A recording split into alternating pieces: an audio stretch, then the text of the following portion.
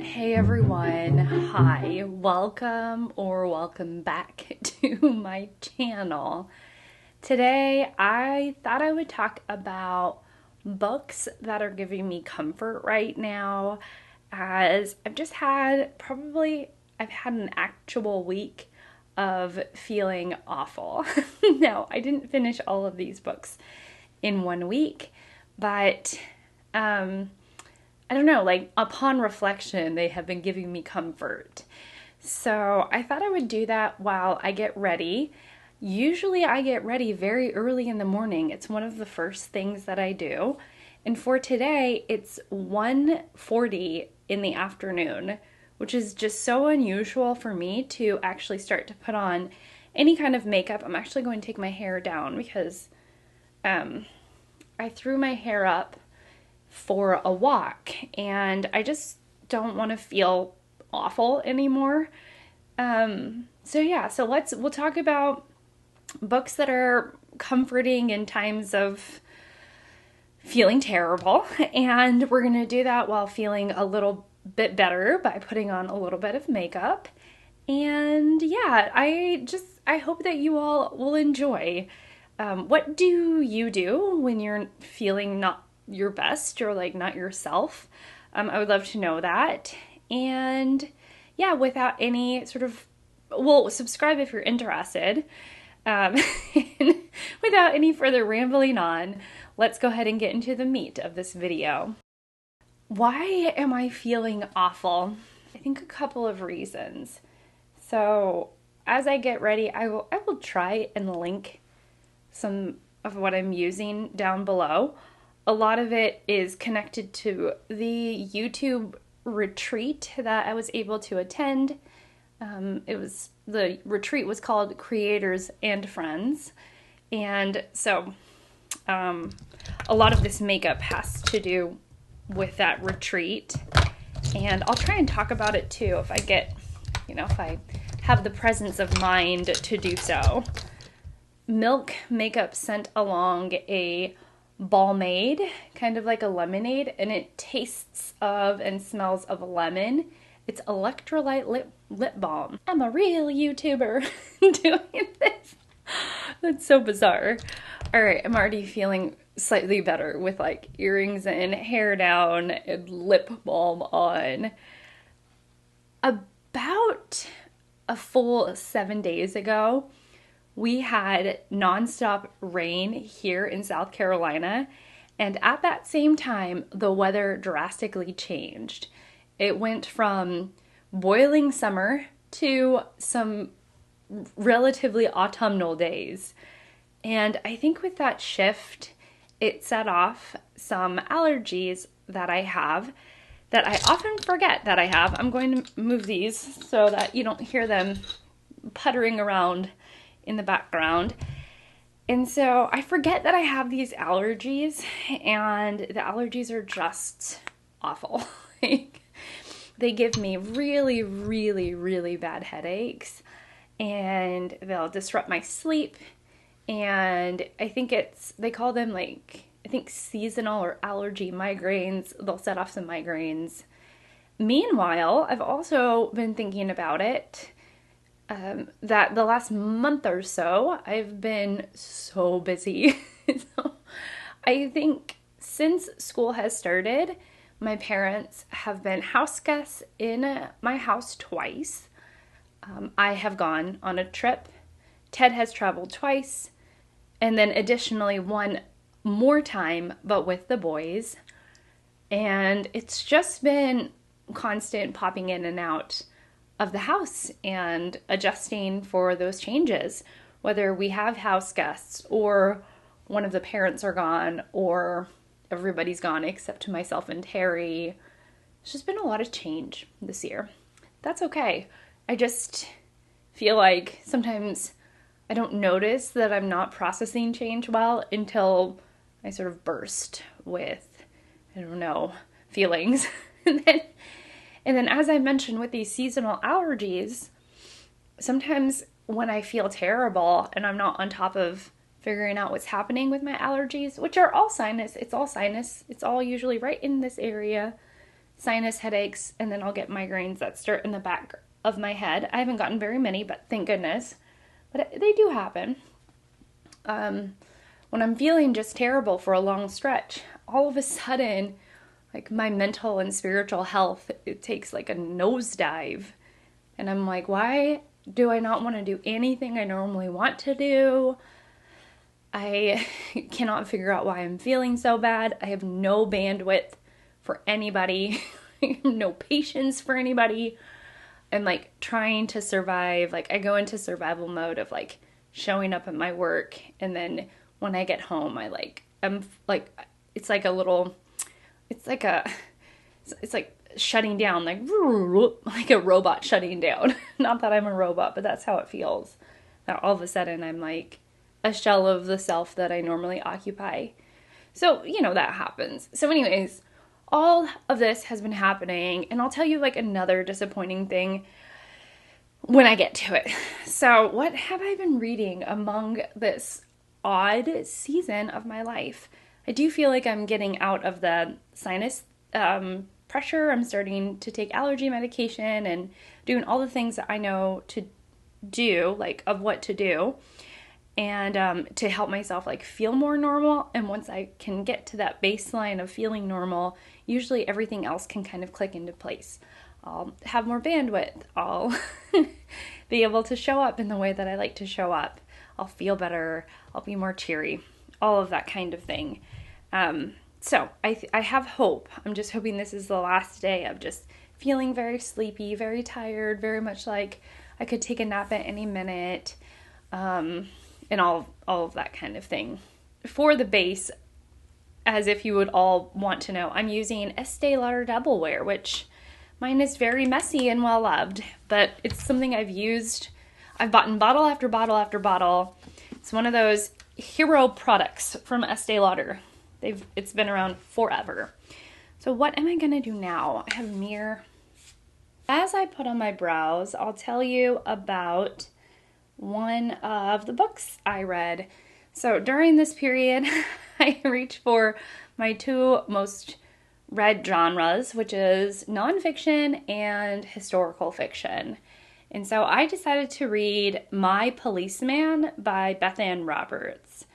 Now, what I knew about My Policeman is that it is about a love triangle in which Tom, the policeman, is at the tip, and the two people fighting over him are, one of them is named Marion, and the other Patrick. So this takes place in the 1950s, and it's a dual timeline.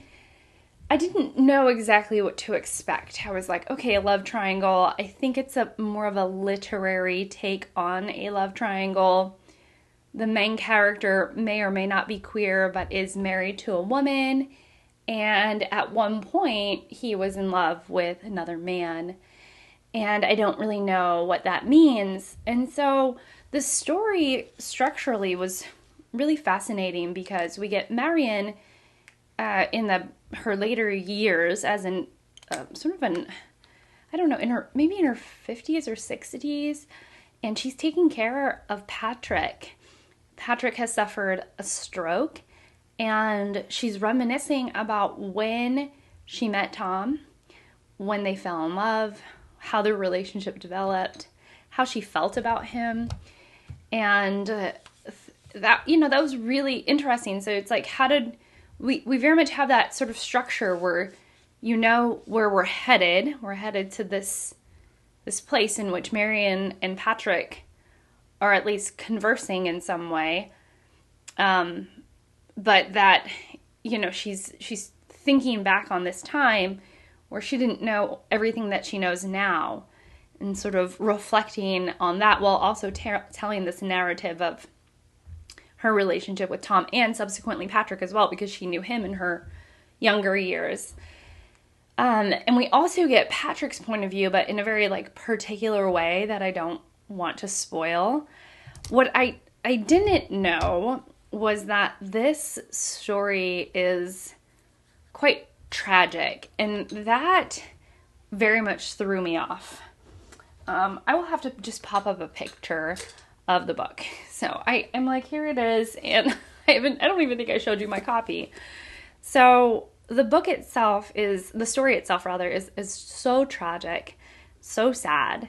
And I really, really didn't expect it. And so when it took a very particular turn, even Fraser, my sweet friend Fraser, mentioned that the book takes this turn and it's almost jarring. And so when I first finished reading this, My Policeman, I was very much put off by it because I didn't know what I thought, because on the one hand I enjoyed the journey, but I didn't expect it to go in the direction that it did, and that very much was like, it felt a little whiplashy. And so it's kind of like, I don't know. And now that I've sat with it for a little while, this is Riveting Rhubarb by Singe Beauty. This is a teeny tiny little brand, ran by Angelica Nikvist, who has a channel here. She actually has a book channel as well, which I will leave both linked down below. But anyways, so Singe Beauty, and this is like a very pink blush, but I think it'll help kind of liven up things, my mood and my face. So, we get this turn in the story, and it jarred me. And then it's like, I got to sit with it. And the more I sit with it, the more forgiving I feel towards the book, because it really was executed very well. It just, how much of it was just not the way that I wanted it to go and the direction that she took it, because it really was outside of what I had expected. So I think once I've come to terms with what I've expected, I'm like, okay, I think I'm okay. I think I'm good with it. But it was jarring, to say the least. So I read that one like sort of the furthest to go. The least recently. So then if we move up the ranks just ever so slightly, I'll be able to tell you about a nonfiction book that I read, and it was, oh my gosh, come on, The Radium Girls by Kate Moore, which is about the dark story of America's shining women. Now, this is again a nonfiction book. This is a story of the United States. And what I didn't know was that in the early 1910s, radium was known to be this miracle drug, this miracle element that you could drink. Like they sold radium elixirs and radium pills and radium treatments, and people were gaga over radium. People didn't know didn't know what we know now, which is that radium is very poisonous and does wild things. And so the view on radium was really different. And that was one of the opening scenes, was Kate Moore sort of establishing what America didn't know about radium. Really, anybody didn't know about radium at the time. And that only the wealthy could get these radium elixirs that you would put into water. There were fake radium being sold here, there, and everywhere. It was like a total craze. And so that, that was happening. And then, so around this time, in the mid 1910s, this job became very much in demand, and the job was to paint watch dials, very fine pointed painting of watch dials onto the faces of watches with radium, along with a mixture of other things. It was like radium paint. And in this way, watches could glow in the dark. So this boom of glow in the dark items, especially for like watches and such, were all of a sudden became a huge industry.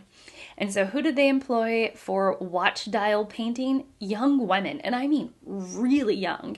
We're talking like 14, 15, 16. If you would be a matron worker, if you were like 22, like the industry was these young women, and it paid really well. And some of the pay had to do with how much was produced. And the process was that they called it lip dip point. So the women would put the paintbrush in their mouth and swirl it to get it to that really fine point. Then put the paint, dip their brush into the paint, and then were able to very finely point the dials or the face of the watch. I mean, so it was like this really intricate work, and so you needed very precise tools and a precise technique. And the way they did it was to put the paintbrush in their mouths. So, fast forward 5 years after this job starts, some of these women are getting sick. Their teeth are decaying or getting infected. Their gums are getting infected. They're finding like pieces of their jawbone in their mouth, and nobody knows what the cause is. Okay, so I'm going to put on some eye makeup, and I have this brand new Paisley Hoot collection, again from Singe Beauty. It's an eyeshadow palette that has all these beautiful colors. Yay! I don't think I'm supposed to have my arm way up here as I show this, but anyways, I don't know what I'll do. I'll probably do Glam Rock because it looks pretty. And I'll just maybe wash that over the lids. Okay, so these women get sick. They don't know what's happening. The industry only grows stronger and more lucrative, especially as World War I is happening, and the demand for glow-in-the-dark items has become even more profitable and more, urgent, I suppose. And so you have these women who are doing this work and they don't know how sick it's making them. And so you have a couple of different areas that have this work going on. Oh, wow. Holy pink cheeks. I got to blend that out. And it's just so sad. And it was so upsetting to just watch the women fight so hard against basically people who have so much more money and influence than they do, i.e. the people who own the company, just absolutely denying that radium is harmful in the least. It takes a lot of research, a lot of time, and so, as we know now, everything came to light about what radium, the dangers of radium in the body, but not to the cost of the lives of these young women who had so much potential and so much life brimming out of them. And so I thought the book was slightly overwritten. It was slightly long and a little dramatic for my taste. There would just be times where I'm like, okay, Kate Moore, you didn't have to say that. One of the scenes in particular was they exhumed a body and they took a picture of the jawbone and the skull, or I think it was the jawbone and the mouth. And it was Kate Moore wrote it as if this woman who was exhumed was screaming into the, ether to save her or to hear her voice finally about this radium poisoning. And I was like, no, I think that the x-ray was just an x-ray of a mouth. That the woman, her ghost self was not screaming into the beyond. And so it was little things like that kind of bother me because I'm like, it doesn't need that drama. That's all Kate Moore, putting into her writing, this dramatization of the story, which I felt like wasn't really needed because the story was dramatic in and of itself. I also thought the book was long, just kind of long in general. It was a long book. And later, I think in the notes in the afterword, Kate Moore said that she really wanted to give life to certain individual women, considering that they had lost their lives to this work that they did. And very innocently, they were told the work was safe. They were told that radium was good for them. They were told to put the paint in their mouth. Nobody was there to protect them. And so she really wanted to highlight each individual woman, not of the whole industry, but like 5 or 6 or 7 of these women that played key roles in getting things changed, like work laws and putting standards in place, and really contributed a part of getting like exposing radium and these companies for what it actually was. And so in a lot of ways, because that was her modus operatus or whatever, like her MO, that it ended up being quite long. And there were just times I just wish it kind of like would condense slightly down, even 50 pages. And I think we would have had the same kind of momentum. Just like, there were just times where I'm like, okay, let's get this show on the road. Which I didn't, I don't love that feeling where you're like, okay, like foot tapping a little bit, like, okay, let's go. Like, I understand the point you're trying to make. Let's go. So that's okay. And it wasn't fully, it was a really interesting, fabulous, like intriguing, illuminating, educating story. It just did have those flaws in it, I suppose, or like I have those critiques about the book that really played into my own reading experience of it. So that was another book I read sort of in this period of feeling extremely busy and also kind of sick. Okay, we got to the point of like very disappointing. No, not the book, but the circumstances which surround the book. And it is Master and Commander by Patrick O'Brian. So the plan was, and I don't know what the plan is right now, which is completely fine.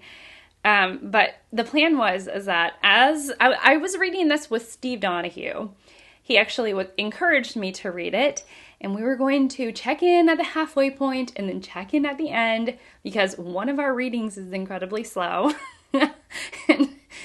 and then my like plans ended up going off the rails for me, and I had to reschedule and scramble. And now I don't know if we're going to talk about this. And right now David Murphy is visiting Steve, which is, I'm so glad they're having a fabulous time together. And selfishly, I want to discuss Master and Commander with Steve. So, but I did read this, and it is about Jack Aubrey and Stephen Matrin. But is it really about those two? I mean, it really is. Okay. So Jack Aubrey, he is given his very first ship, a sloop, to command on the Watchers. This is in England during the Napoleonic Wars. Steve warned me that there is a learning curve with the language, and indeed there is. And Patrick O'Brian is so good at what he does that I feel like you can't. I rode the learning curve and got on the other side of it, and I don't feel like I missed anything, but there were some times where I was like, I really wish there was a glossary of terms so I know exactly what he's referencing in this moment, because I don't know. And so here I am like on Google, like trying to figure out what is Patrick O'Brian talking about. But yeah, it didn't detract from my enjoyment of the book. So Jack Aubrey is given his first ship, the Sophie. She's kind of old. She's kind of run down. Her crew isn't very quick or efficient, and she's just not that great, okay? She's not that great. And so he's so excited to have her. He's ambitious and sort of riotous in his own way. I feel like he's somebody who always has a little glimmer, a little twinkle in his eye of what he's going to get up to next. And meanwhile, he happens to meet Stephen Matrin right before he takes command of the Sophie. And Matrin is a physician, but physicians in the 1700s are also people who are just curious about human nature and science and the way the world works. And so Jack Aubrey says, oh my gosh, do you all see that? I don't even know if I have anything to clean that up. Jack Aubrey invites Stephen Matrin onto this journey with him to be the physician of the Sophie. And Matrin is interesting because, well, for a lot of reasons, but because he is so he is so thoughtful about human nature. So you have all these people who are on the same page, who want to contribute to the fighting against, the fighting against the French, and who have been on ships and who have this experience. And then you have Stephen Marchand, who is an odd duck. He doesn't like fighting. He thinks that the cost to the human bodies and human life is sad, and not exactly how he would want to spend his time. He's not somebody who is for war. He is gets very excited when he can see a certain bird fly overhead and is observing a praying mantis right in front of him. He's so thoughtful and sort of philosophical in his own right, which is so interesting. And so his character is like the perfect counterbalance to Jack Aubrey, who is just so ambitious and, is good-natured, but definitely has a very strong point of view and is a strong leader. But also what's interesting is that Jack Aubrey is a fully fleshed out character of fleshed out, not flushed, a fully fleshed out character, in that you see him regret. You see him both happy, ambitious, sort of got this wily look in his eyes as he's, strategically trying to get the Sophie to move and maneuver in the way that he wants. And then he's also very, there are times where he has these down times and he's really into the music he's listening to, and he's very thoughtful about his decisions, and he's processing what, if he made the right choice. There's questioning himself and regret and concern about making the right choice or having had made the right choice. I think that's such a fascinating component of a character. So it makes him fully formed. And then that, with the conversations that he has with this philosophical character, really added something very special to the book. And so it was really good. I'll say that. It was really good. I really, really would love to eventually talk to Steve about this. In case we don't, then we have it here on this video that I read it. And it was amazing. And if the rest of the series is nearly as, is even, is up to the same level as this particular book, I think it would be well worth everyone's, time, because it was just an incredibly thoughtful and thought-provoking read that I didn't expect from, a naval historical fiction book. And then we'll go to current reads. Currently I am reading Cleopatra by Stacy Schiff. I'm probably 100 pages in. I have this also on my Kindle, y'all. So this is such a wonderful book so far. It's so interesting because Stacy Schiff does this amazing thing where you're getting Cleopatra's timeline, but Stacy Schiff is very aware that her audience is not going to be well versed in ancient literature or how Egyptians and Romans lived back in, 57 BC.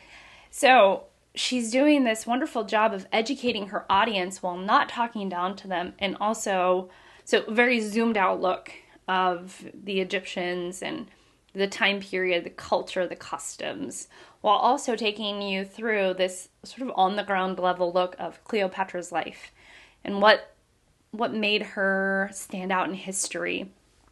And so it's interesting because Stacey Schiff sort of makes the argument early on, and it's not the main argument, but it's something that stood out, that Cleopatra probably wasn't beautiful, but she was well-educated, witty, smart, strategic, and she had a way with words in order to get her point across and to get her to get what she needed done, which was so interesting. And so the way that she befriends Caesar, the way that she ends up ruling over the Egyptians, was had a very distinct mark.